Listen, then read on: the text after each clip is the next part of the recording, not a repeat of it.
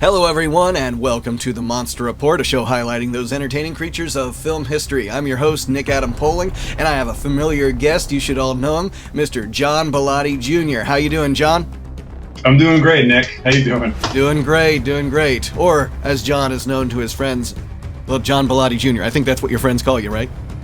Yeah, they say my whole name every time they address me. Oh, every time, right? Yeah, and if they miss the junior, you're very offended, aren't you? Yeah, well, people like to throw the junior out there once in a while, but it doesn't get brought up a lot, thankfully. Gotcha. There's another John Bellotti out there, a great man, I'm sure. So, Yeah. call him Mr. Bellotti, if you will. There you go. So. We're on here going to talk about our top 10, monster influences or favorite monster franchises of all time, and so we've got that list coming up later in the show. So before we get to that, we're going to talk a little art and what kind of inspired John to do the art he does, the great artwork. If you haven't checked out robo7.com or checked out his items on Etsy, correct? Correct, yes. Yes, so it's definitely worth looking at and checking out. Great prices and great art. I've already picked up the original Godzilla 54 for my office. Love it up there. See it every day. So that's one of my favorites. So we'll get into that list here in a minute, but want to make sure everyone knows that we're on YouTube and on podcasts. So subscribe. Download the podcast on Apple Podcasts and all kinds of other places where you can find podcasts, and check it out. Give us a good rating, review, comment, like, subscribe. You know all that thing. All that's out of the way. Let's get into artwork. So I think, when you look at poster art, and that's what, either sells a film, a toy, a show, a whatever, what is kind of the influences you have, what that drives you when you look at someone else's art and say, there's things about that I can maybe make my own, or, pushes me in a certain direction? That's a really good question. I think my biggest influence growing up, and even up until recently, was an artist named Alphonse Mucha. And I can guarantee you've seen his work. He does Art Deco. He lived in the late 1800s to the early 1900s. He is Czechoslovakian born, but studied and worked in Paris. And he does very ornate, beautiful illustrations of women and men. And he did, the name is escaping me, but he did a lot of these posters. His big break was doing posters for not Madame Tussauds, because that's the House of Wax in New York. It's Madame something. And she was a theater actress, and he would do her posters. And that blew him up to the stratosphere. And every modern comic book artist and illustrator has copied, I don't want to say copied, but has been inspired from him. And guys, modern illustrators like Adam Hughes, who's a hugely popular comic book illustrator, I don't want to say he copies his style, but is heavily influenced by his work. And Mucha, what he does incredibly well is compositions. And that was something that always picked my interest, was composition work. And I guess the other big two for me would be Drew Struzan, obviously, because who isn't influenced by him? And Noriyasu Orai, which I hope I pronounced his first name correctly. But for kaiju fans, including yourself, if you've seen any of the Heisei Godzilla film posters, the pre-release posters, the painted ones, up until, he didn't do Godzilla 2000, but he did Mega Gyarus and he did Final Wars. He didn't do the other ones. That's Orai. He did all the Heisei films. One of my favorites is Godzilla vs. Mechagodzilla 93. I mean, anytime I do a Godzilla poster, I think I look at that for inspiration, because it's just perfect in every way. Not a big fan of his Destroyer painting. Not Destroyer, I'm sorry, Biollante, but it is gorgeous to look at. And actually, the Space Godzilla is another great one. And the Mothra is pretty good. That's probably my least favorite. But the 84 is incredible. Destroyer, the Final Wars is just bonkers. And one of my favorite posters of all time is he did a poster for the Road Warrior, Mad Max 2. And when I did my Fury Road poster, I really tried to emulate that sort of look in my Fury Road poster. And it's just he is just a genius painter. I mean, that guy can paint anything, and his academic paintings, his portrait work, his human anatomy studies, they're off the charts. I mean, this guy he belongs in like the Renaissance era because he could really paint anything. And his Godzilla stuff, his Heisei stuff, funny enough, wasn't screen accurate, but his later stuff became screen accurate. And someone like Yuji Kaida, who's another kaiju artist, I'm sure you're very, very familiar with. He's also a big inspiration to me, but Arai just has a look that I try to emulate a lot with atmosphere. And Kaida, I guess I'm more in line with what Kaida does, where he does very realistic, artwork. Now he does all digital artwork, but I can't say he's an influence on me the way Arai or Struzen are. And the thing about Struzen is that there's a lot of modern illustrators I follow. Like one guy is Ruiz Burgos. He's incredible. There's other guy, Mark Raitz is another really good guy. He sort of took the reins from Struzen, and he's an older gentleman from Australia. And Mark Raitz, he works for Lucasfilm and Disney. And he does a lot of officially licensed work. So he kind of sort of carried the torch for Struzen a little bit. But what I found is that a lot of these modern poster artists that I adore, if you zoom in on their work, it all kind of looks like Struzen. So it's hard for me to say that there's many modern poster artists that really get me going creatively and inspirationally. So it all kind of goes back to Struzen. And that's not saying that there aren't guys like Mexafunk, who does really great vector artwork like myself. And I kind of look at him and I look at other vector artists. Chasing Artwork is another one. He does really great backgrounds and landscapes, and he does really awesome effects with vector artwork. So there's guys I definitely look at for sure. And I hope they look at me and they're inspired by me somehow. And, I hope it's a reciprocal thing. But as far as artistic influences go, those I want to say are the big three: Struzen, Arai, and Alphonse Mucha. And I was going to ask as far as the Arai and Struzen, I think they're still the, their big thing was actual paintbrush on canvas, right? Oh yeah, 100%. And Struzen was, he would do acrylics and he would do airbrushing. And Arai, it looked like he did a lot of oil paint. And the funny thing about Arai is that when you look at his work, it looks incredible and incredibly detailed and realistic. But if you like zoom in on it, the details are really kind of murky. And I was really surprised by that because it's, from afar, it looks like it's really tightly rendered.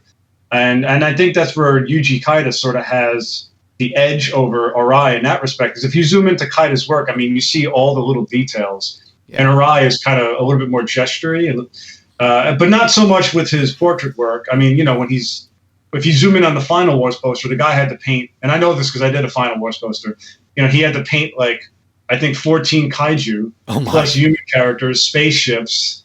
So you could sort of forgive him for being a little quick in terms of trying to get some, painting done on that piece. Right. And and so when you try to get like you said, the screen accuracy, what was so incredible about Struzen is that accuracy at the same time of being stylistic and the fact that it was on canvas. And when you look at like the Star Wars classics posters and the prequels, especially how amazingly screen accurate they look with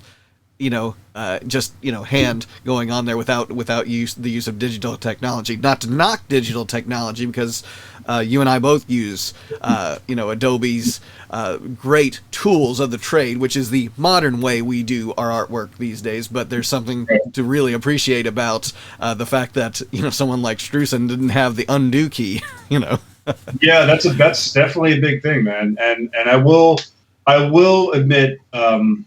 Because there's another artist who I love, Robert McGinnis.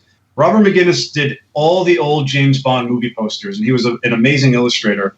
And I Googled his process, because a lot of times if I see an artist I like, I'll Google their process. And I found this great video of him. And there's something called an opaque projector. And I have one that I use for my day job, which I haven't used in like 11 years, because it's not a tool that we really use a lot. But it's basically like an overhead projector, like any projector you would have, but you put like a postcard-sized image on a piece of glass inside of the projector, and it projects it to like whatever size you want. So you can go from 2 feet to 6 feet. And Robert McGinnis would project his photo reference much like Norman Rockwell would. Right. And then he was basically tracing it onto the canvas. And I said, I mean, I understand this business is, you have really tight deadlines. And sometimes, like, for example, Struzan, when he did the Thing poster, he had to turn that around in 24 hours. And the paint was still wet when he delivered it. And then when they put the when they put it onto the glass surface of the copy machine, and they put the door down on top of it, it splotched the paint onto the canvas because it was still wet. Oh my! I mean, yeah. If you read his book, it's incredible. He said the FedEx guy was literally waiting outside of his door as he was finishing the painting, and that painting, he said, was a picture of him in a winter jacket that he basically projected. He also did the same thing, and there's video of him with a light box. And I don't know, are you familiar with something called a light box? Familiar. If it's any different than the projector, how's the light box differ? So a light box, there's two kinds of light boxes. There's one that does have like a projector on top, and there's one that I had when I transferred my drawings. It's basically like a box with like a plastic top or glass top, and a light, you illuminate a light from below it.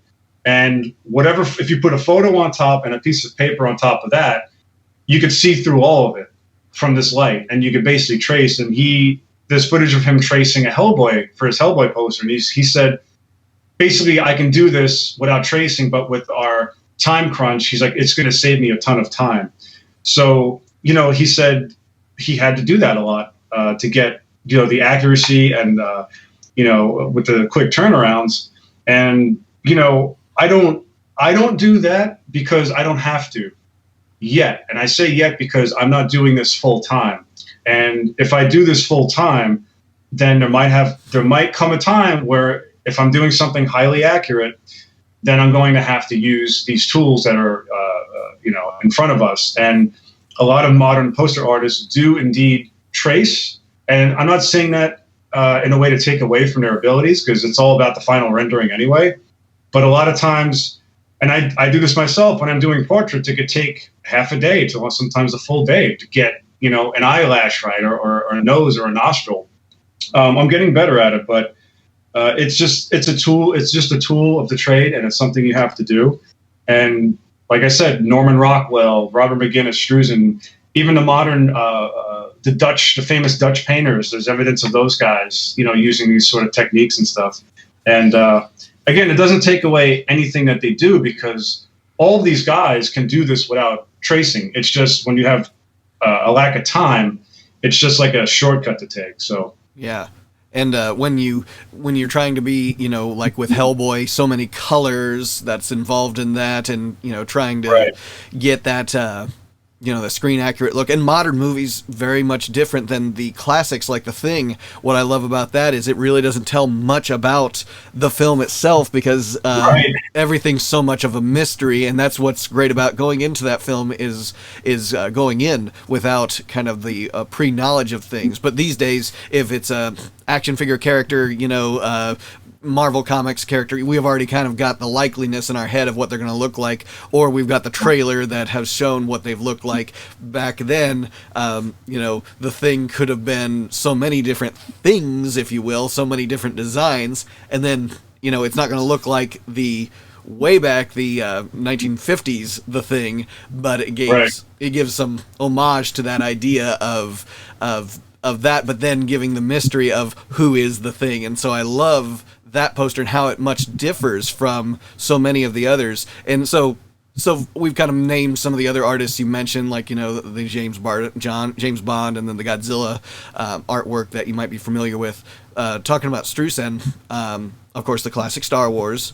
I don't believe, obviously, the sequel trilogy and Rogue One and all of those were someone else. But as far But as far as classics that people are probably familiar with, I know of those, and one of my favorites, Masters of the Universe, 1987.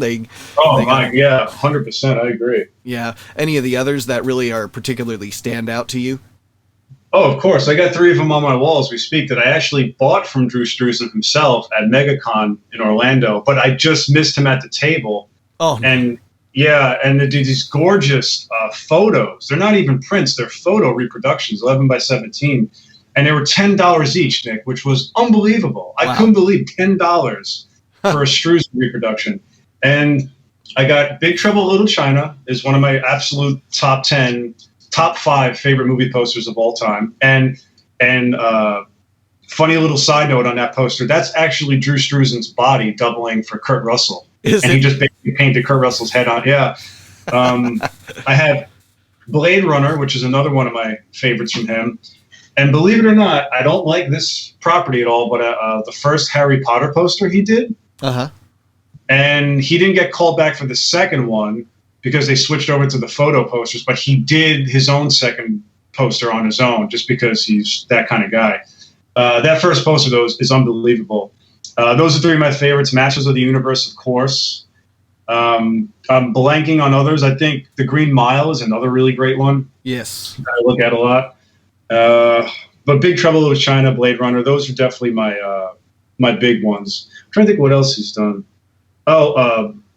Attack of the Clones was a gorgeous one. Mm-hmm. His posters for the Star Wars re-releases are amazing. That triptych where he did like the 3 different posters, like the Empire, the colors on that, he's got like the purples. Oh my God, that's just a gorgeous poster. I mean, I could spend hours talking about this guy's work. Well, and interestingly enough, there's a lot of people who have given him credit for posters that weren't his work, but definitely had his style. And people have mistaken them for his work, in which he's actually very flattered about when he's mentioned that it's like, well, apparently I must have had an influence on, their poster art. So, that's fine, even if you did mistaken it for myself. So that idea of that, I even think the Indiana Jones trilogy. Yes, yeah. He did the Last Crusade, which is another one of my favorites. And in his book, he's got tons of quick sketch comps that he did for that poster. That one is one of my, oh my God, I looked at that one so much. That and Temple of Doom. I don't think he did Temple of Doom. I think he did Raiders and Last Crusade. And he did the 4th one, Crystal Skull, but I don't think it was an official release. Okay. I can't quite remember. And Hellboy, that Hellboy poster is unbelievable. That's another good one. I keep thinking of but he did this and he did that. He did Police Academy and he did, what was the other one? He didn't do Smokey and the Bandit. He did one with Nick Nolte and Gene Hackman. I can't remember. I think it's like a war movie. Vietnam was really gorgeous. Okay. But yeah, no, his work is just, again, I could talk about his work for days. Right, and like you said, some of them even better than the movies, maybe themselves. 100%. And he gives you so much to look at, and I think that makes for a good poster. Sometimes it's simplicity. Sometimes it's like, how can I get the point out, doing more with less. And of course, time crunches, like we all know, are part of it as well. Sometimes we try to use those to our advantages, and I know that with us at least we don't have the problem with paint drying, but at the same time, having that amount of time to really get nitpicky with our own work and like you said, spend as long as you need to get just those little intricacies done, and have a variety of things to look at, like what Drew has done, and like you said, those Godzilla posters that are beautiful. So much to look at. I describe them as they're just an explosion, like the colors are exploding out of the actual image itself, and it just captures the eye so well, and really sells the film. So, we're looking forward to seeing what you've got coming out, and then there's going to be one particular movie in our list in both of our lists that I'm going to have you elaborate on a little on your artwork. So with that being said, let's get into our lists. These are our top monster, almost I guess you could call them franchises, because you might just name one out of a franchise. So with that out of the way, the first is, of course, for me, it's Godzilla. We all know it. It's, that's the one that kind of it was a turning point in my life when I discovered Godzilla. For me, it was 84, but it's the whole franchise beginning with 54. Love it. Everything about the creature, the story, nothing can be said more. So number one on my list is Godzilla. and I'm going to kind of go rapidly through mine so I can get to your list because I'm really interested in hearing your list. Number 2, Kong 76, and might even ask why the 76. To me, that's the one I grew up with because it was the modern Kong that we had growing up in the 80s and 90s. Didn't have a Kong film until 2005, so that was how I knew Kong, and it was the great, visual effects of Jim Baker, right? Jim Baker? I'm sorry. Rick Baker. Rick Baker. Yeah, I have a friend, Jim Baker. Rick Baker in the Kong suit and, working with the creature artist that they had there. His name's eluding me, too. Also worked on Dune. Carlo Rambaldi, I believe his name was, who did the... Yeah. That guy's a character. Yes, Carlo Rambaldi, which I guess in the backstory, they had trouble getting along, but in the end, still love that film. Yeah. Jurassic Park, the original. Of course. Yeah. Yeah. I was, I think, 9 when it came out. And when you say, the parents are going to take you to a dinosaur film. Oh, that's fun. I love dinosaurs. And when you say edge of your seat, that was me because my expectations, I hadn't seen trailers of it going into it, but my expectation was sort of maybe more of a Disney dinosaur film, and it's going to be cutesy, it's going to be fun, there'll be a little danger, but then when that T-Rex is trying to eat the kids that are about my age at that time, I'm just like, are they going to make it? I mean, I was so enthralled with that, and that those creature effects, Stan Winston and the ILM group working together, both digital and practical dinosaurs.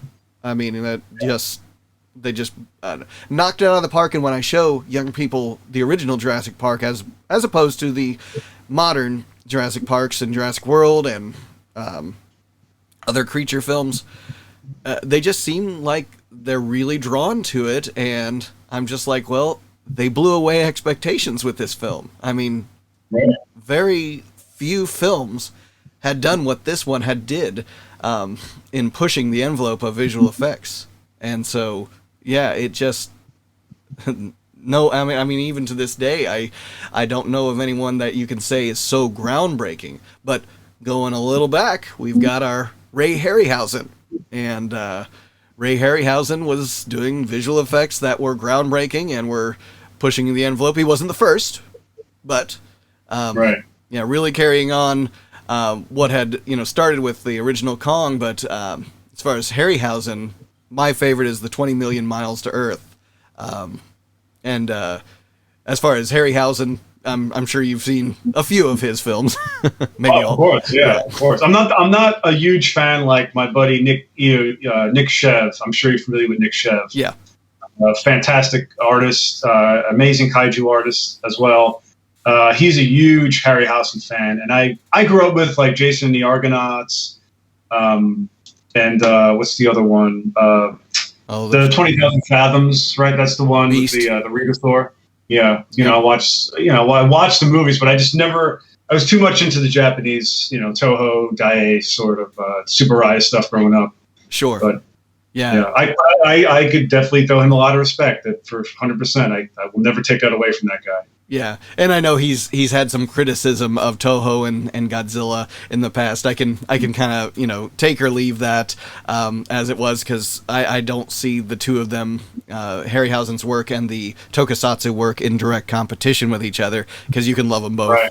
And we can all get along. And so 20 Million Miles to Earth was the my number 4 pick for this list, and it is just, I think the storyline of that one and the Emir character, what he put into that one, to me, far exceeds all the other Harryhausen work. People can disagree with me that Jason and the Argonauts or Clash of the Titans or whatever, they're masterpieces, don't get me wrong, and I love them too. But that one is the one that I keep going back to. I rewatch all the time, and that's why I find myself going to, and it's so iconic too. I find that the Emir is the one that I always think of first with Harryhausen, even if it wasn't his first. Yeah. Right. Yeah. And number 5, Aliens, specifically the James Cameron Aliens. Yeah. Of course. Yeah. And not to take away from Ridley Scott's Alien, still a great film. But what I saw, this is the one, of course, I started with, because Alien was out before I was born, and I was definitely not watching that as a kid. Probably shouldn't have been watching Aliens either as a kid, but I did. Right. But it just, so quotable, so memorable, everything from the light. Iconic. I mean, how many modern action sci-fi directors, including the Wachowski brothers and anyone that, any Van Damme movie that featured sci-fi, or I mean, how many movies have borrowed from Aliens? Yeah. I mean, The Matrix is probably the biggest culprit in terms of borrowing heavily from that, but the cartoon Exo Squad, if you remember Exo Squad as a kid, it was an incredible cartoon based on Ripley's exosuit at the end of that movie. I mean, the whole series was like a hard-nosed sci-fi series aimed at kids. They had an incredible toy line that I bought all of when I was a kid. It was basically about a war between humanity and Neo-Sapiens, which were created to be a slave race for humanity. And it's like, this is for children? But it was all, heavily influenced from Aliens. So it's just, a few examples of how far-reaching that movie really was for people. It did, and it brought the danger of what multiple of these xenomorph creatures could be like, and it's like taking us out of our element in the first film, saying, they weren't prepared for this. They didn't have, weapons, and I mean, they had a weapon, but they didn't have a variety of weapons and a plan going into it. And these Marines that are supposed to be the best and so well trained and all of that, even they couldn't deal with, the order of things when confronted with the swarm of aliens. And I forget how many suits he used for that, and it wasn't many. It was just a handful, 4 or 5 or 6, excluding the Queen. But he was able to do so much by only building a few of the suits, and you're completely fooled by that. And that's just the magic of filmmaking and how he's able to pull that off within the budget he had, which these days the budgets are huge and explosive, and during that time they had to work with what they could, and when they have, just like any artist, when you're kind of up against deadlines and restrictions, we try to use those to our advantages, and he definitely did that.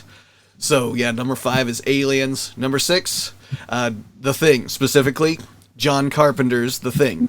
Of course. Yeah, and nothing to say about I think it was Howard Hughes, the original The Thing. That's a great film too, and even John Carpenter says a lot about that version of The Thing, or other horror enthusiasts will always go back to the original The Thing. But the John Carpenter one pushed it to a whole new level with that idea of can we trust each other? And and that one, just so much of it is like, how much can I trust? And then where is John Carpenter taking us in this storyline, and leaving a little mystery for us at the end. So much of that, and then the great acting from Kurt Russell and the rest of them. Also, another film that I tell people, it's probably one of the very few films with no female cast members. 0. Yeah, well, men. Yeah, that's a good point. That's something I never even thought about, because you're so into the story, you don't really, and that's a mark of a good film, is that you're so into it, you don't pay attention to just the thing, details like that, because you're so enthralled with what's going on with the main characters that nothing else really matters until, like, in retrospect, where you're like, wait a minute, there was no women in that movie. Right. But that's a really great observation about that. And it's so out of your element in that it was Arctic or Antarctic. I keep remember. I think it was Arctic. Arctic, yeah. Yeah. Was it Arctic? I always thought it was. It wasn't Antarctica. Oh goodness! I think you're probably right. I think it is Antarctica, where where the craft lands, and they have their base set up. But regardless, no, it's actually no. You're right. It is north? the Arctic. Yeah, because in the prequel, remember it was that Danish. It was a Northern European crew that they found, so that would make more sense that they would be up there in the north. Okay, and that's in where the north, yeah. and that's where they had their base camp, and the thing Right. was ransacking their people, and Right. ended up with the sole survivor, and then being the dog, I said, essentially. Oh, So, yeah. but yeah, it's so much of that film, of that enthralling storyline, stylistically so cool, doing a lot with very little, actually, and even the creature effects from Stan Winston, and I can't remember the other guy who did the creature effects, who worked so hard he had to go to the hospital. If you watch the behind the scenes it wasn't Rick Baker, it was another guy, and the name is escaping me because I was just reading about him. Yeah, I know what you're talking about. I'll put it in the bottom of the screen for everyone, because they're all like, "Oh, come on, you don't know this?" Like, I know it. I just know his story. I can't remember, but he'd worked so much on that, getting every little detail of the and it shows. I mean, how many times have I seen that? When you think of classic horror, the 70s especially, horror films, of that neck, separating from the head and crawling across the floor as a spider, and I mean, so cool visual effects that were all done practically, and so. Yeah, The Thing is definitely one that has influenced me a lot. So that's number 6. Number 7, going way back, the Gill Man, Creature from the Black Lagoon. I had That's a good one. Yeah, That's a good one. And the original especially. First one. I mean, it had a trilogy. It's a shame it's really never been remade. There's been homages to the creature, but never really a remade creature. You can kind of count Monster Squad in the 80s with a remade Gillman in a sense, but the original creature did so much of that, what we're talking about, taking us out of our element, what the original Alien did, putting them in this inescapable survival situation where the creature's, trying to off them one by one. And and so much of the dialogue is very tight in that. Their plans of trying to rid themselves of the creature, and the mystery of surrounding what's in this black lagoon that they're searching in, and all that. I think of so many films, even like down to Anaconda, that there's this creature out there that is unknown to science and all that. Yeah, and it's got so much going for it. This is one in the video store I remember seeing, because, I was a Godzilla fan, so I was like, there's 4 Godzilla films in this whole video store. So what else did they have? They had Rodan, and they had Creature, and they had Gorgo. They had a lot of the other ones that are on my list here, but the Creature was one, it was black and white, and then I found out later they were doing that film in 3D, way back in the 50s. Yeah. And underwater 3D, if you can believe that.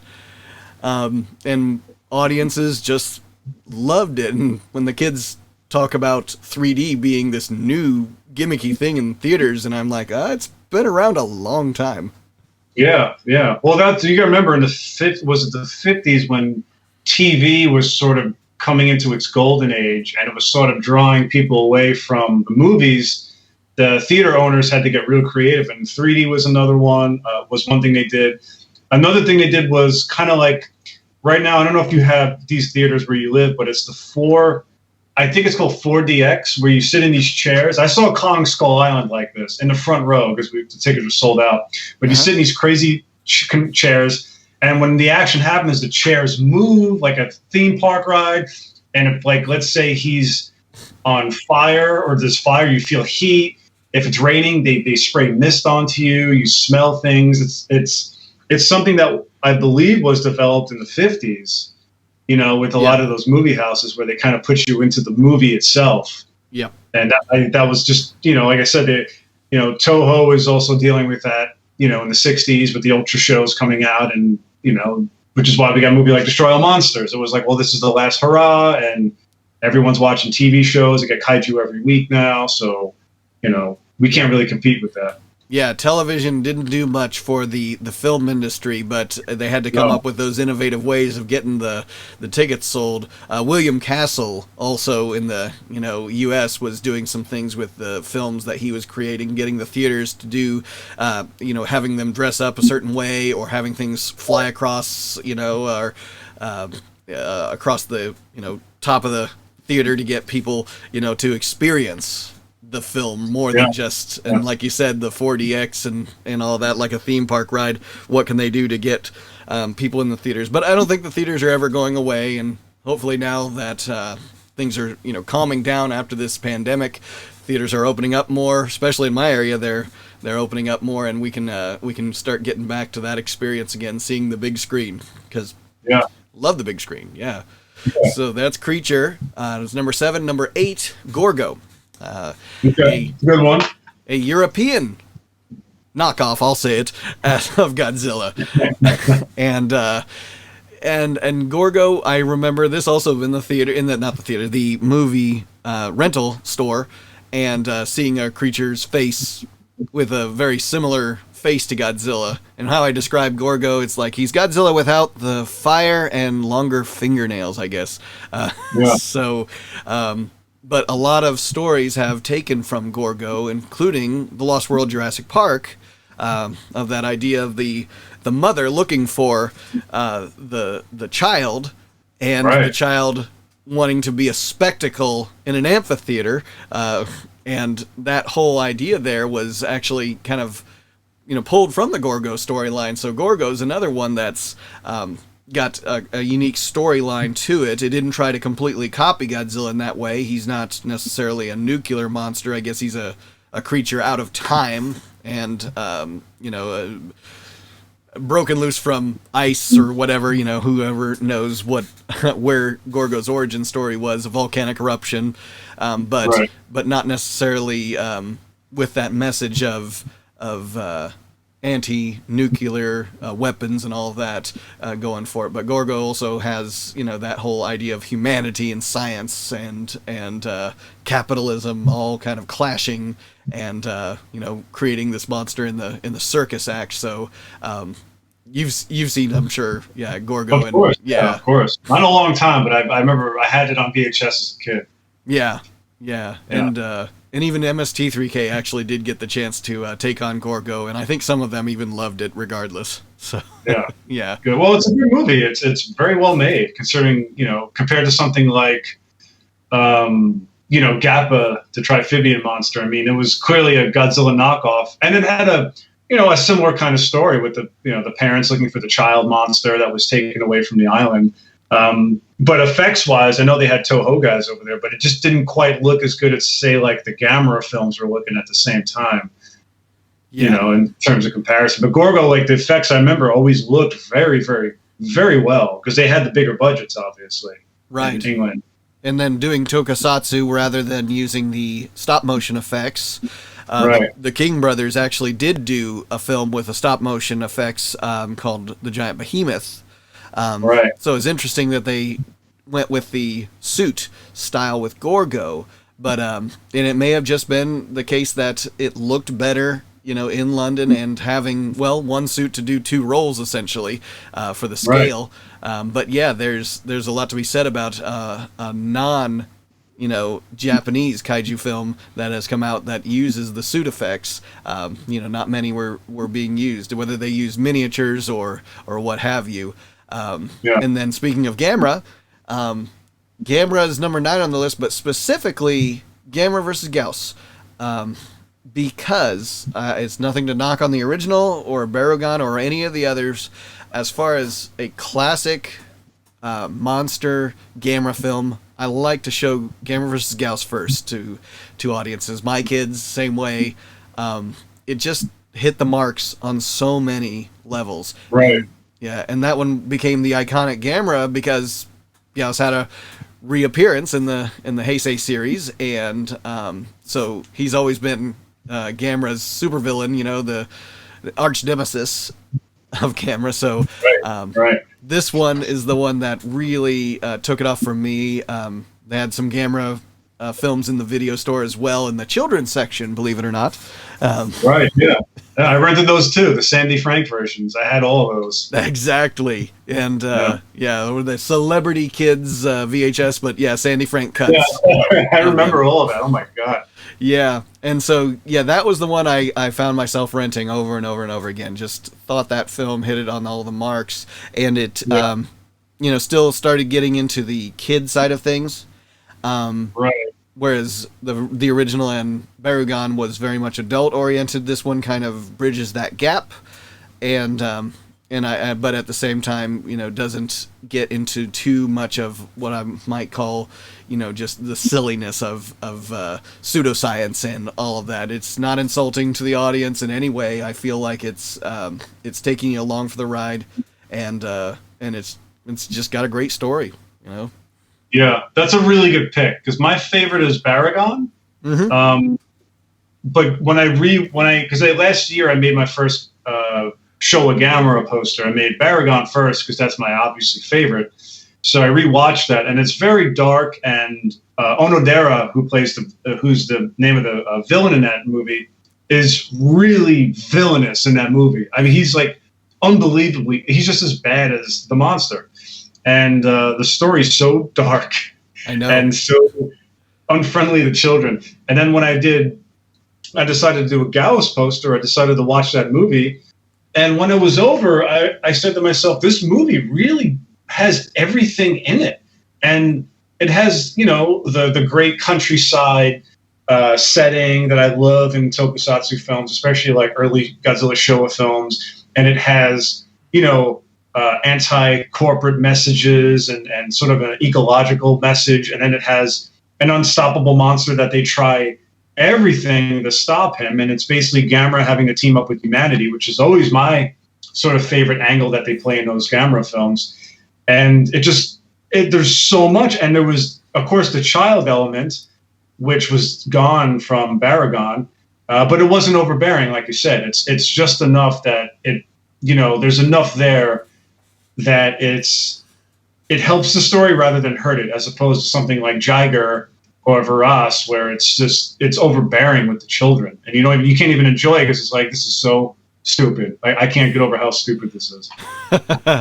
Well, and and that's the one I even show my kids, and there's even sections of it which can be kind of frightening to the kids, especially when GYAOS is up there in the mountains, and all the EMP kind of interference is happening with their lights and all that, and I think of impending thunderstorms that scares kids and all that. And so I remember that as a kid and showing my kids now, and it's like, we want to be scared sometimes, and we crave that to a certain extent, and that one did just enough without being overly frightening, so it invigorated something in you. And then the payoff at the end, GAMERA beating the bad guy victoriously and all that, so it's got everything. And so that's the one I find myself going back to. Barugon's great. Onodera's great to hate. He's very much so such a slime ball in that. And then our number 10, and this is no particular order really, is Rodan.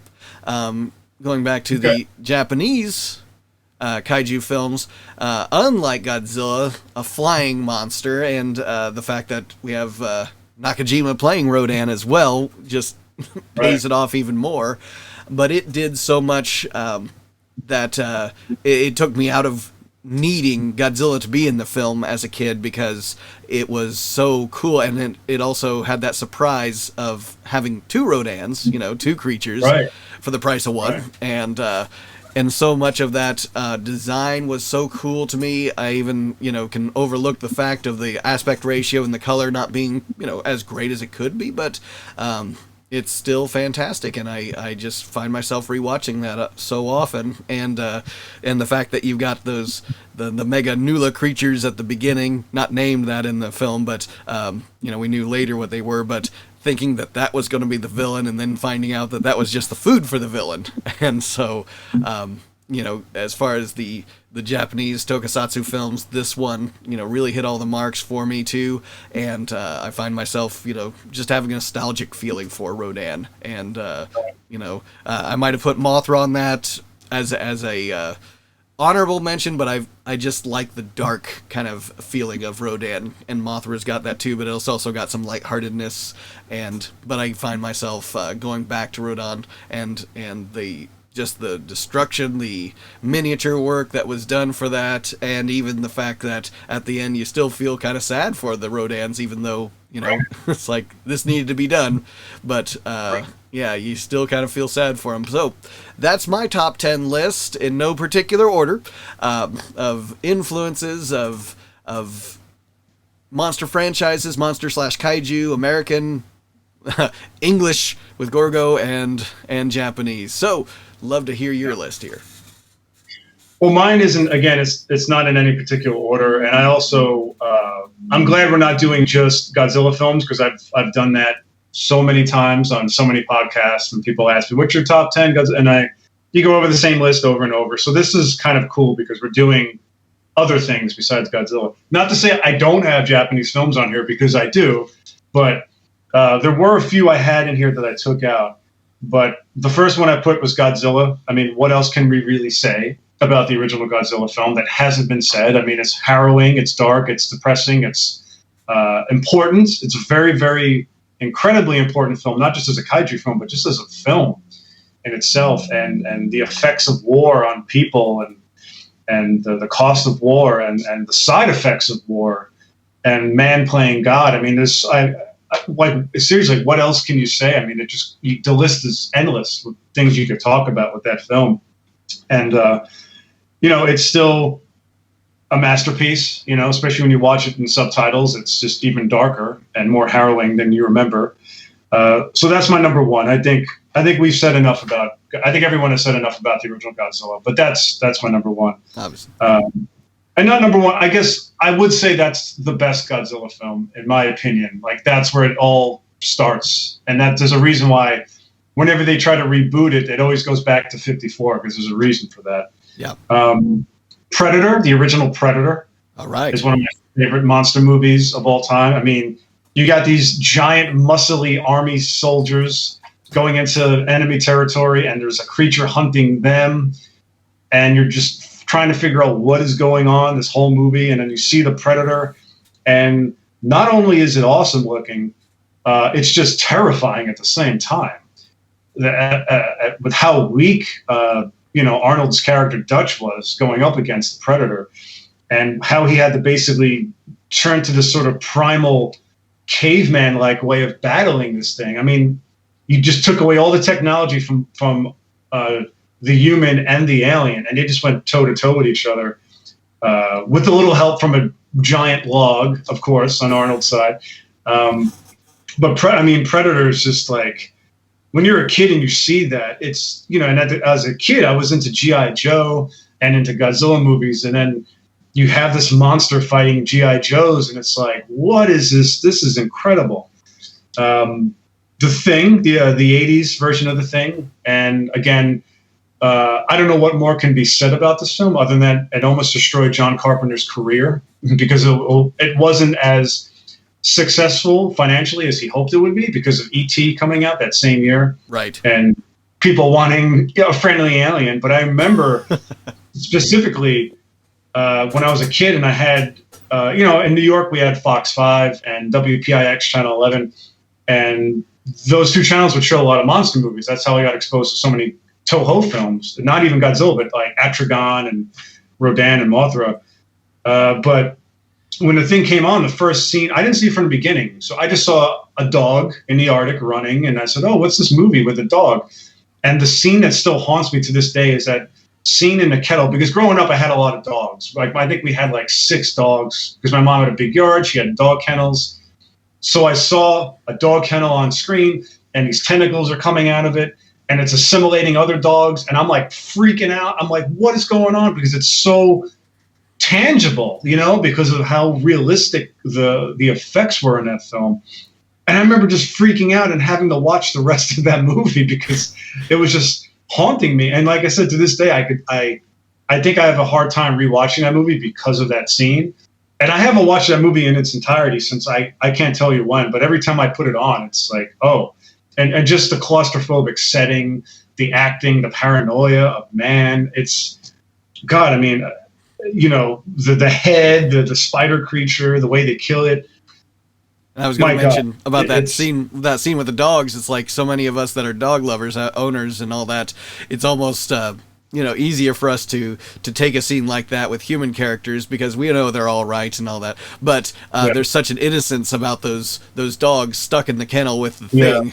And so it's nightmare fuel for all of us, dog fans that are out there, that these beloved pets of ours, could be the thing or assimilated by him. So yeah, that one, just hit so many marks, and that claustrophobia, like you said, and the fact that this is all we've got is this little facility out here in the middle of nowhere. I mean, wow.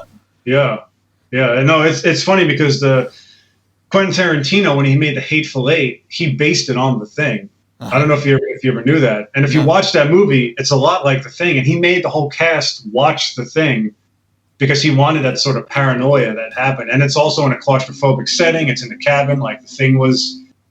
Basically had like that one setting. But yeah, no, that dog scene, that really hit me hard because I am a huge animal lover. And it reminds me of the scene from I Am Legend. I don't know if you've ever seen I Am Legend. Yes. Will Smith, when he has to kill his dog. To this day, I can't watch that scene. I cannot watch it. And I know it was done for a reason. It wasn't done tasteless like in an early Peter Jackson film where it's just like mass murder.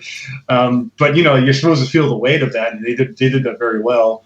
But moving on, we could go to Aliens. What more can really be said about Aliens other than the allegory to the Vietnam War, which is one of the big reasons why I like that movie.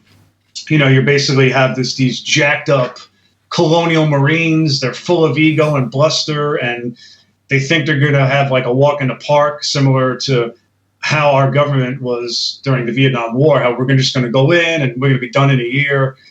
And they go in and just get their asses handed to them by a guerrilla army that are literally coming out of the walls. I mean, they were part of that great scene that I love is when you see the silhouettes in like the ceiling, and it's like a black silhouette against a blue background, and the silhouette just starts moving, and it's the alien xenomorph coming out.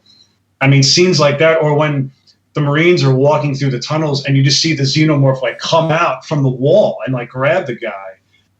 I mean, it's unbelievable what he achieved in that film, especially with a crew that rebelled on him because they were loyal to Ridley Scott because they worked on the first film. And he had, I think, a quarter of the budget of the first film, which is even more incredible. But everything he achieved, I mean, my favorite scene is when Newt is in the sewer. I don't know if there were sewer tunnels, but she's in the water, and the alien, you see the tail come out first, and then the alien comes out, but he's very smartly cuts it off, like right at the moment when you have the full exposure, and you could probably tell it's a guy in a suit. And that scene was so iconic to me as a kid that he achieved everything that CGI to this day still can't do. Right. And there's a reason why movies like we're talking about The Thing and Aliens and the Godzilla films still hold up because it's real. You could see it, you could touch it on screen. CGI, it just moves like I Am Legend, speaking of which, those zombies moved in a way that your brain is telling you constantly that this isn't real. And even if you have something like a guy in a suit like in Aliens, it's still telling you that it's real. Yeah. Because it is something that is real on screen, and the actors are genuinely reacting to something like that. So that's why Aliens is on my list. And before we go to your next, actually, I think you have more to we can say about Aliens. On the last show, I sort of hinted at something, but there's a publishing company called Printed in Blood, and they do licensed art books for properties like Firefly. They did Stranger Things. They did The Thing, actually, and I missed out on that. And they did one for Halloween and Aliens. And I submitted to both of them. I didn't get into Halloween, unfortunately, but there was a lot of stuff going on behind the scenes with the Halloween book, according to the license holder and stuff like that. But I did make it into the Aliens book. And I have an officially licensed piece of Aliens artwork. It's my first officially licensed piece of artwork ever. And funny enough, I always thought my first official piece of licensed art would be Godzilla, but it hasn't. So it's yet. coming out in the fall, I want to say. I think they're taking pre-orders soon, and that's all I can really say about it. I understand. Yeah, but yeah, that's incredible. That's awesome. I definitely want to make sure that people have access to that, and when they can see exactly that licensed work, because the Aliens franchise, that's a home run, all the way around. So I wanted to make sure you got the chance to plug that a little, because I wanted to talk about it last time, but I knew that you really couldn't. But it's out there now, so it's out there. I'm beyond ecstatic that one of my favorite movies of all time. Like, I'm literally a small, tiny part of its history. Like, I can't get over that fact. Yeah. It's going to be like one page in a book of hundreds of other artists, but I don't care, because it's part of that franchise now, and I couldn't be happier. And if they use that work, like if Fox or Disney now, if they use that artwork, I get paid for it too, which is even better. Yeah. So very exciting. Absolutely. I guess moving on, we could go to my next one, Kong 76, much like yourself. That was the only Kong movie, aside from the Toho stuff, that I had growing up. So I had Kong 76 and then King Kong Lives, which wasn't as good, but it was still kind of fun, even though it was really goofy. Yeah. And to this day, out of all the Kong films, aside from the girl Gia in Godzilla vs. Kong, Jeff Bridges is still my favorite protagonist in a King Kong film. I think he did a great job. I love his acting. I love his look. He had a crazy hippie look. He was just so compelling to watch, aside from maybe Carl Denham in the original 33 Masterpiece. And what made Kong 76 so special was not only was it a guy in a suit, so of course, being a Godzilla fan like yourself, you see a guy in a suit and all your radar goes off. Like, oh my God, I love this automatically. For a New Yorker, to this day, still seeing the Twin Towers, captured on film the way they were, I think that made it really special for me as a kid, because I've seen those towers so many times driving past, and I could see it from my backyard in the winter, from my window, and seeing them on film, basically like in a time, what would you call it? Like a time capsule. That film is basically like a time capsule. And none of the other Kong films have that for me. He's literally on the Twin Towers, the World Trade Center. So that's why that movie has a special place in my heart. Yeah. Mainly because of that. And Charles Grodin is great. It's it's goofy for sure. It's a goofy film. And Jessica Lange, she's a wacko in that movie, but she's really fun to watch too. But after that, I have the movie Them. I don't know if you've ever seen Them. Yes, a great classic. Yeah, that is a classic. I have to admit, I have not watched it in its entirety since I was a kid. It came on recently, and I got about halfway through until then I had to go to bed. But the dialogue is hilarious, and it reminded me of the best of the Toho films at the time. Mm-hmm. And it's just like these monsters are on the loose, and we got to go, and the army goes in, and they go in with the flamethrowers, and it had that sort of, post-nuclear bomb, sort of atomic bomb, sort of paranoia going on about it, and the dangers of nuclear weapons, and I just remember the ending as a kid. I don't know how it holds up now. Like I said, I haven't really watched it, but I remember being in love with that movie, and just the scene. I think there's a great shot where the camera sort of pans out, and you see the ant colony, and there's like ants at every level. And I just love the soldiers going in with the blowtorches and just blowing them all to smithereens. That was always something really cool. There was what was that other movie, Invaders from Mars, which was that's not on my list, but I remember I always kind of liked that idea of like the military or just some guy with weapons coming in and just sort of saving the day. And that movie, Invaders from Mars, was kind of similar, because they go into like the alien tunnels, and they just start like mowing them all down. I was like, that's so cool. And again, I was obsessed with GI Joe, so you could see the connection there. Oh yeah, the military connection. Yeah. Oh yeah, I'm big into military stuff. The next one is War of the Gargantuas. That movie, I remember seeing it as a kid, not knowing what the hell it was, but being in love with it. And not only do you get one monster, but you get two. And not only are they two monsters, but they're quote unquote not brothers, but the same creature basically split into two. Yeah. And it's also the duality of man, good versus evil. The connection he had with Kumi Mizuno's character, Sanda's connection with Kumi Mizuno's character, the fact that he broke his leg saving her, and then he has to sort of fight crippled when he's fighting Gaira at the end. The Maser tanks, I mean, come on.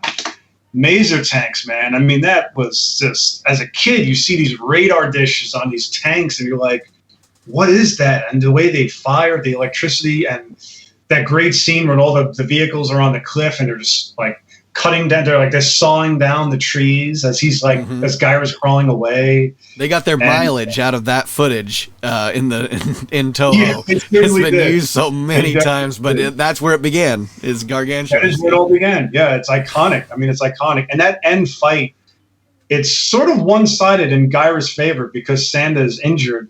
But when they get going, they just start rocking the place. And then Sandus gets really good licks in.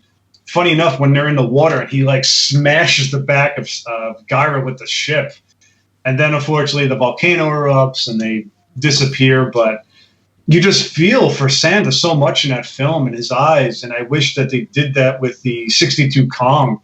Just showed his eyes, because you got so much more story mileage out of seeing their eyes. And just their design, that they were kind of Frankenstein, but they were kind of ogres. And they're just monsters, right? They're just, when you think of a monster under your bed, you think of something like Gaira is going to come out and bite your feet when you're a kid. And that's why you put the blankets over your feet, which I do to this day, because a monster's going to come eat my toes. But, when you think of monsters, when you think of like if you're a child and you had to draw a monster, it would be, I think, something like that. Just like an ogre with giant shoulders and disgusting teeth and pointy ears. And that's, to me, that's what makes it so timeless, because it's not like a dinosaur. It makes it very unique, I should say. And the way they move more like humans, and the fact that the humans in those suits, one being Nakajima, being able to really just not have the restrictions of that suit and act through the suit more. Even in the eyes, and like you said, you're able to emote a lot through those suits, and I think that was one of Nakajima's favorite characters to play, as I understand. Yeah, absolutely. Yeah, because he did a lot. There's a great scene where I think Sanda's on the ground and Gaira's kicking him.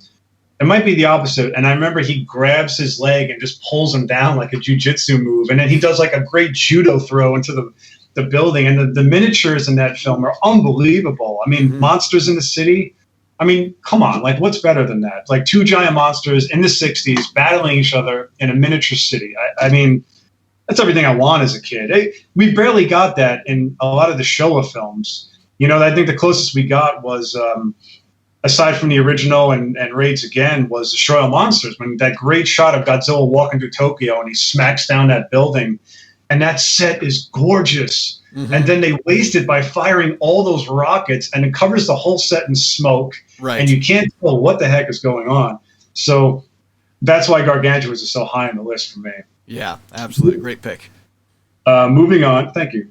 Moving on, I have 3 other films. Now, the next one is the 54 War of the Worlds, because the original War of the Worlds was, again, it was very much like the Toho films. Now, I can interchange that with the Mysterians, because they're both kind of, I can't say they're similar, but they sort of deal with the same, war against an alien race. And I give the Mysterians the edge over War of the Worlds, just because what always kills my interest in War of the Worlds is the ending. And it's a very, I guess you can say, in the age of Corona, that it's a pretty realistic ending, if you think about it. True, yeah. But the Mysterians was basically like humanity coming together, putting aside their differences, and coming up with weapons to fight back, as well as having someone on the inside. Where War of the Worlds, it was just I never understood the title, because it wasn't a war. It was basically an extermination of Earth. Right. If you think about it. And the only thing that saved Earth were the insignificant life forms that no one ever paid attention to. So I have War of the Worlds on this list, but I think I'm going to switch that with the Mysterians, just because of that. And the fact that the aliens in the Mysterians there was communication with, whereas the the Martians, essentially, from War of the Worlds, were, they were in their ship, no communication other than, they could see us every once in a while and we could see them every once in a while and outside the ship, but there was no direct communication. We didn't have an idea. We had an idea of what their goals were, but they never told us what it was. They were just carrying out their extermination of us. And so where, the Mysterians, they were after our women, so it was, they actually had a goal that we knew about. And so somehow we've got to survive this, or do we give in? So that was that's probably why some of the edge, I could see why you'd give it to the Mysterians. Yeah, there was so much more going on with it. Right, and it's funny because even the remake of War of the Worlds dealt with the ugliness of humanity. There's just that scene in War of the Worlds where I think they come up with a method in a lab to sort of kill the aliens, but they're driving down a road, and all of this, a mob of people just comes and they destroy everything, and he's like, stop, and they punch the guy out, and and they sort of did that in the remake with when Tom Cruise is driving with his minivan, and the guy has him at gunpoint, and they want to rob him for his car, and I think the point of that story was that humanity are the real monsters, which they kind of did pretty well. Yeah. But I guess growing up, I wanted to see humanity come together instead of fighting.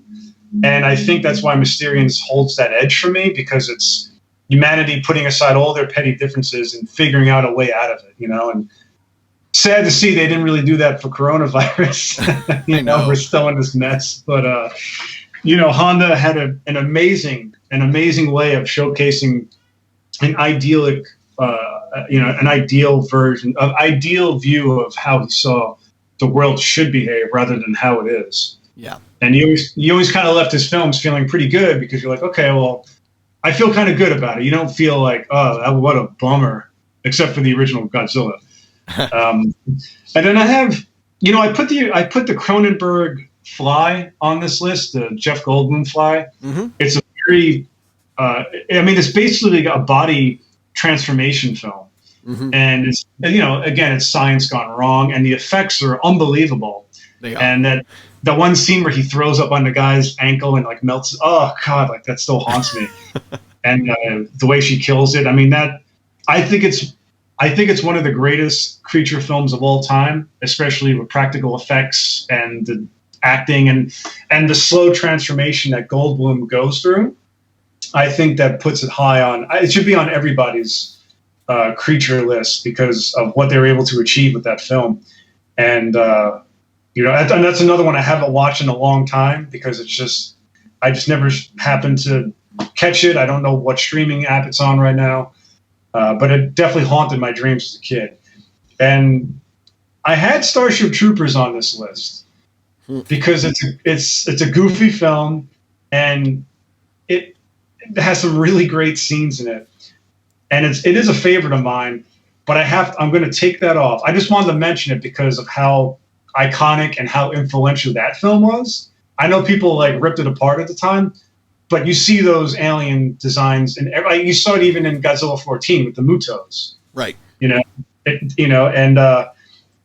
you see how influential that movie was to everyone. It's sort of like the original Highlander film. A lot of people don't like it, a lot of people didn't see it, but it's very influential to a lot of films that came after it, and there's nothing wrong with that either.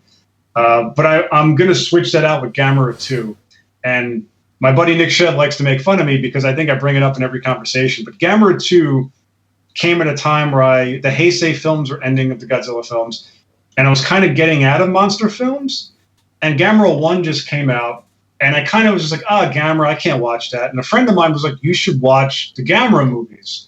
And I'm like, nah, I can't. Nah, I never really, I don't want to get into that stuff. And I can't remember why. I went to Chinatown in New York City, and that's where I would get all my Toho bootlegs, and it had Gamera 2 on VHS. And I brought it home, and I watched it.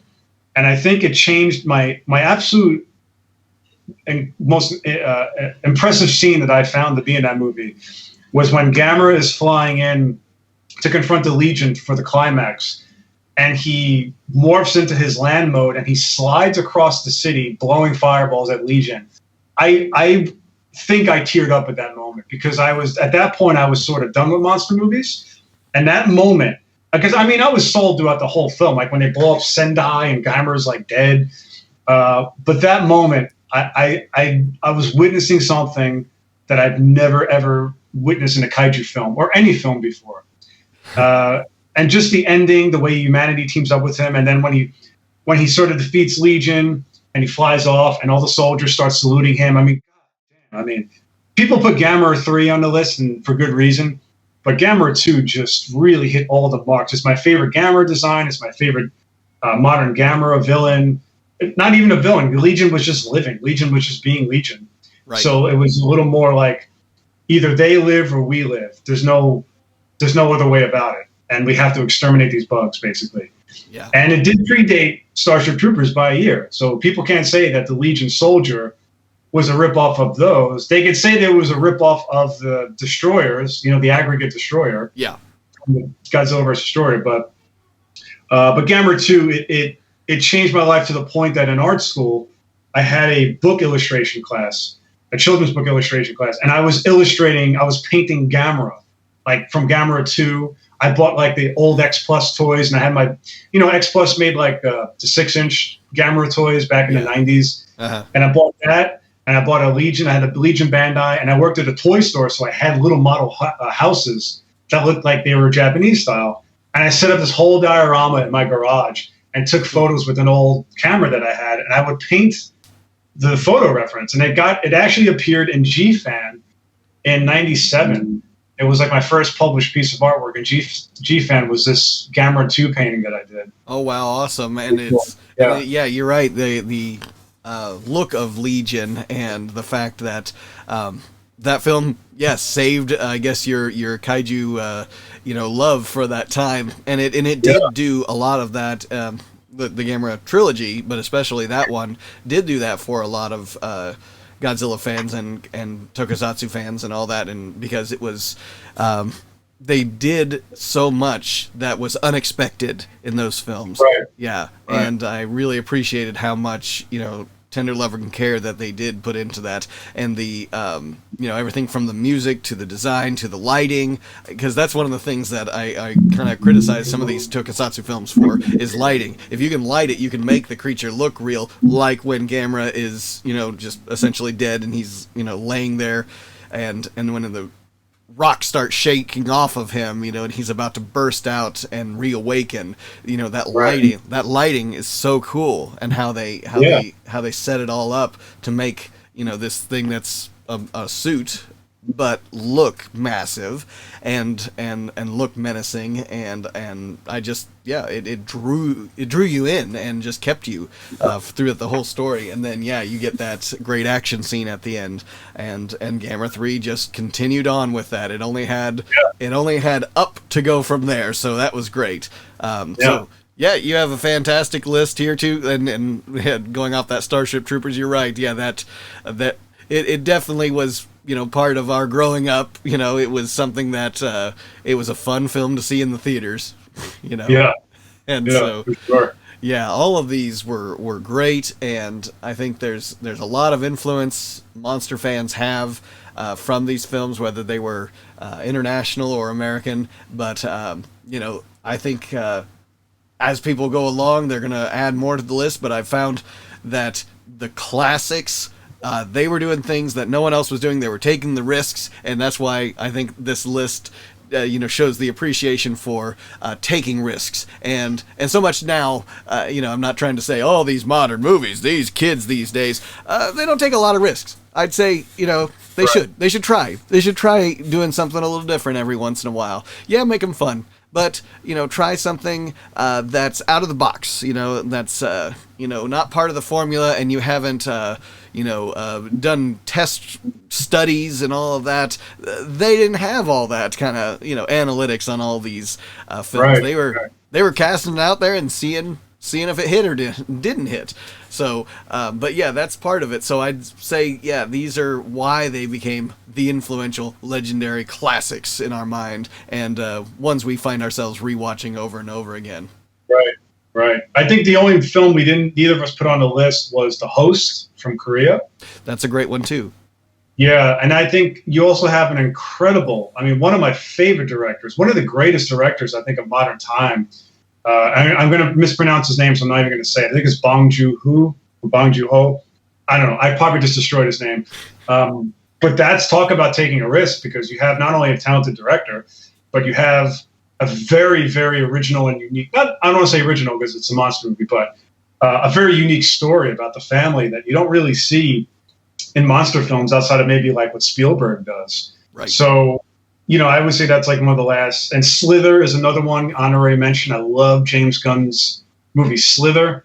That's another one. They just had balls out, fun with it. Like totally wacky, really funny. You know, that's another favorite of mine too. So honorary mention. Yeah, there's definitely out, and I'm excited to see what comes next, in theaters. I've been waiting for the thing that's really just going to blow me away when it comes to creature effects, visual effects, whatever. Honestly, I may be, dating myself a little bit and saying, yeah, these kids these days again. But since the Lord of the Rings trilogy, especially, I've found that, going to the theater for that cinematic experience and getting really excited for the day they release, it's been a long time since I've had that. And so I'm really looking forward to maybe getting that again if we can get that. I'd love to see what comes out of Toho next. And, seeing if we get some more GAMERA, some more Godzilla out of Japan, and that would be really great to see. So, with that being said, I'd like to give you the chance to plug a little bit Robo7 and get people to check things out on your end. Sure. Instagram is definitely like one of my favorite mode of communication right now. And my Instagram is @Robo7, but it's spelled out because someone else had the other Robo7. So it's ROBOSEVEN. Right. There's also Facebook, John Bellotti Jr. There's also, people friend me on Facebook, and that's cool because I share my artwork, but it's like my personal page. But I also have a Facebook art page, which is John Bellotti, the art of Robo7, the art of John Bellotti Jr. That's the Facebook. And I'm on Twitter, Bellotti _John. And of course, my website, www.robo7.com, and you can find all the different ways to follow me on social media through my website. So again, it's robo7.com. All right, and then that also gives you the links to all of your products if you'd like to get some of John's artwork in your office, in your house, and in your possession. And there are great deals on it, honestly. You're not going to get much better deals on some things that you can find, and I think that it's the scale is great too. It's not like some dinky little small piece of artwork. What I've got in my office is actually it really works well. But it's you've got some great stuff, and also contact John if you have maybe an idea out there, because there's always the chance that maybe you have an idea that you'd like to throw John his way, and yeah, he could come up with that. You've done a few contract, jobs for people, right? Yes. Yeah. I what's the last one? I have one coming up for a comic book called Luchador. It's for Last Bastion Studios, and I do a lot of contract work for them. I do a lot of T-shirt work for them. I work with Alex Rushdie and Chris Oglio for Seismic Toys. I've done a few of their header card art for their Sofubi. I've worked for Kaiju Live. I did an Audrey 2 Marmot header card piece, so it's an officially licensed Marmot toy of Audrey, which is really cool. And yeah, just regular commission work for customers and clients, along those lines. I'm always, I did a band T-shirt recently. I'm always down to do something new. And if you have something that is officially licensed and happens to have Godzilla in it, please do not hesitate to contact me. I'd love to do something Godzilla related. Yep, absolutely. Yeah, send a message his way. Let him know what you think of his work, and follow him on all the social sites, and definitely check out robo7.com. Well, John, it's been a pleasure having you on here, talking some art, talking some monster and kaiju classics, and definitely going to have you on here in the future at some point. So really appreciate your time. You've been very generous with it, and I'd like to let everyone know to like, subscribe, comment, hit that notification bell on YouTube, and check us out on podcast as well. Share this out there for people, and you know, it feeds that YouTube algorithm that's out there, so we can keep this show going as long as we can. So for me, Nick Adam Poling, and my guest John Bellotti Jr., we'll catch you next time on the Monster Report. Thank you very much. Thank you for having me. It's been great.